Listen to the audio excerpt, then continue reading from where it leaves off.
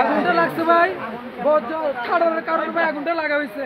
কিন্তু ভাই এখানে দুঃখজনক বিষয়, এখানে পুলিশ ছিল, বিভিন্ন পুলিশ ছিল, সবাই ছিল, ওনারা কাউকে বলতে পারে নাই, ওনারা সবাই এখানে বসেছিল।